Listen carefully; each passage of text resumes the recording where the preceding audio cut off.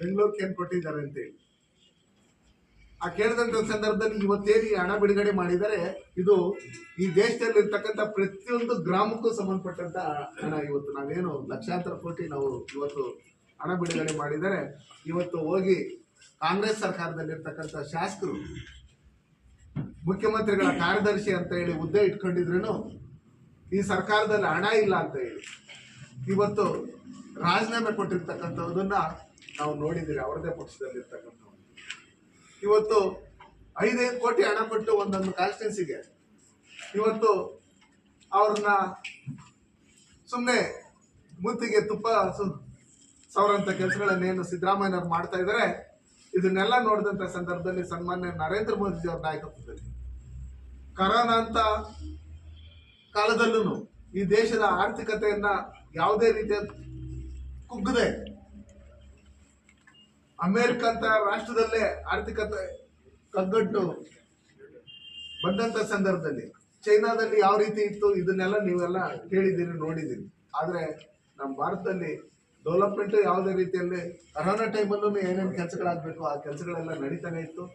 ಜನರನ್ನ ಆರೋಗ್ಯವಾಗಿಡಬೇಕು, ಅವ್ರನ್ನ ಜೀವಂತವಾಗಿಡಬೇಕು, ಅವ್ರಿಗೆ ಉಚಿತವಾದಂಥ ಆಹಾರ ಸಿಗಬೇಕು.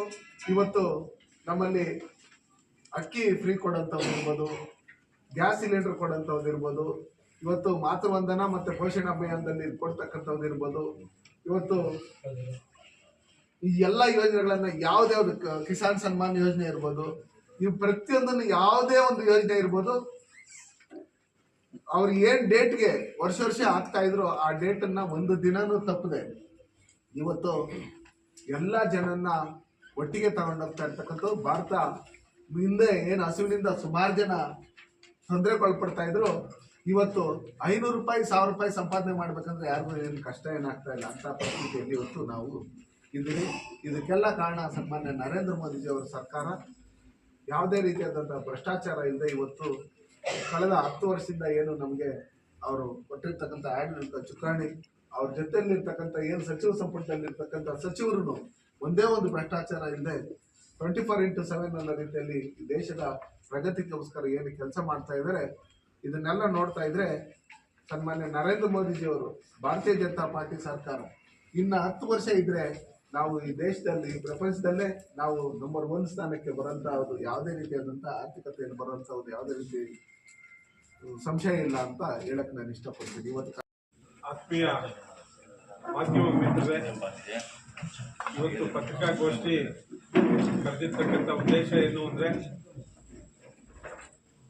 ನಮ್ಮ ನೆಚ್ಚಿನ ಪ್ರಧಾನಮಂತ್ರಿಗಳಾದ ನರೇಂದ್ರ ಮೋದಿಜಿಯವರ ನಾಯಕತ್ವದಲ್ಲಿ ಕೇಂದ್ರದ ವಿತ್ತೀಯ ಸಚಿವರಾಗಿರ್ತಕ್ಕಂಥ ಶ್ರೀಮತಿ ನಿರ್ಮಲಾ ಸೀತಾರಾಮನ್ ರವರು 2025-26ನೇ ಕೇಂದ್ರ ಬಜೆಟ್ನ ಸತತವಾಗಿ 8ನೇ ಬಾರಿ ಮಂಡನೆ ಮಾಡಿದ್ದಾರೆ. ಈ ಒಂದು ಬಜೆಟ್ ವಿಕಸಿತ ಭಾರತ ನಿರ್ಮಾಣ ಮಾಡಲು ಬೇಕಾಗಿರ್ತಕ್ಕಂಥ ಎಲ್ಲ ಯೋಜನೆಗಳನ್ನ ದೇಶದ ಜನತೆಗೆ ನಮ್ಮ ಕೇಂದ್ರ ಸರ್ಕಾರ ಕೊಟ್ಟಿದೆ. ವಿಶೇಷವಾಗಿ ಬಡವರಿಗೆ, ಮಹಿಳೆಯರಿಗೆ, ಯುವಕರಿಗೆ, ರೈತರಿಗೆ ವಿಶೇಷವಾದ ಆದ್ಯತೆಗಳನ್ನು ಈ ಬಜೆಟ್ನಲ್ಲಿ ಕೊಟ್ಟಿದೆ. ಬಹುಶಃ ಸ್ವತಂತ್ರ ಬಂದಾಗಲಿಂದನೂ ಸಹಿತ ಮಾಧ್ಯಮ, ಮಿಡ್ಲ್ ಕ್ಲಾಸ್, ಮಧ್ಯಮ ವರ್ಗದವರಿಗೆ ಇಷ್ಟು ದೊಡ್ಡ ಮಟ್ಟದ ರಿಯಾಯಿತಿ ಕೊಟ್ಟಿರಲಿಲ್ಲ. ಸುಮಾರು 12 ಲಕ್ಷ ರೂಪಾಯಿ ತನಕ ತೆರಿಗೆ ರಿಯಾಯಿತಿ ಕೊಟ್ಟು ಅವರು ದೇಶ ಕಟ್ಟೋದ್ರಲ್ಲಿ ಅವರು ಕೂಡ ಪಾತ್ರ ದೊಡ್ಡದು. ತೆರಿಗೆ ಕಟ್ಟಬೇಕು, ಜೊತೆಗೆ ವಿವಿಧ ಜನಜೀವನದಲ್ಲಿ ಸಾಮಗ್ರಿಗಳನ್ನು ಕೊಂಡ್ಕೊಳ್ಳುವಂಥ ಶಕ್ತಿ ಅವ್ರು ತುಂಬಿಸಿ ಮುಖಾಂತರ ನಮ್ಮ ಯೋಜನೆಗಳಿಗೆ ಬೇಕಾಗಿರ್ತಕ್ಕಂಥ ತೆರಿಗೆ ಕೂಡ ಅದ್ರ ಮುಖಾಂತರ ಸಂಗ್ರಹ ಆಗ್ತದೆ. ದೇಶ ಕಟ್ಟೋದು ಪ್ಲಸ್ ಅವರ ಕೊಡುಗೆ ಕೊಡೋದು ಎರಡೂ ಸಹಿತ ನಮ್ಮ ಕೇಂದ್ರ ಸಚಿವರು ಈ ಒಂದು ಬಜೆಟ್ನಲ್ಲಿ ಕೊಟ್ಟಿದ್ದಾರೆ. ವಿಶೇಷವಾಗಿ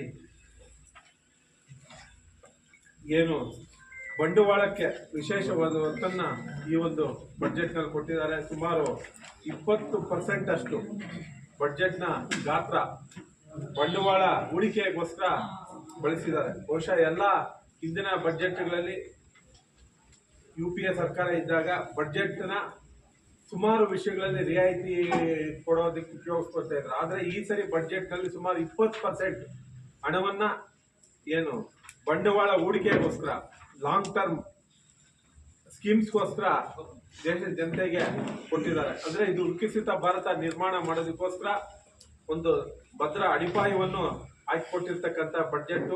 ವಿಶೇಷವಾಗಿ ನಮ್ಮ ಭಾರತವನ್ನು ವಿಶ್ವದಲ್ಲೇ 3ನೇ ಆರ್ಥಿಕ ಶಕ್ತಿಯಾಗಿ ಹೊರಹೊಮ್ಮಲು ಸುಮಾರು 10 ಲಕ್ಷ ಕೋಟಿಗೂ ಹೆಚ್ಚು ಬಂಡವಾಳ ಹೂಡಿಕೆಯನ್ನ ಈ ಬಡ್ಜೆಟ್ನಲ್ಲಿ ಮಾಡಿದ್ದಾರೆ. ಇನ್ನೂ ಹೆಚ್ಚು ಯೋಜನೆಗಳನ್ನ ನಮ್ಮ ಸಚಿವರು ಕೊಟ್ಟಿದ್ದಾರೆ. ಅದರ ಸಂಪೂರ್ಣ ವಿವರವನ್ನು ನಮ್ಮ ಸಂಸತ್ ಸದಸ್ಯರು ಈಗ ತಮಗೆಲ್ಲ ತಿಳಿಸ್ಕೊಡ್ತಾರೆ.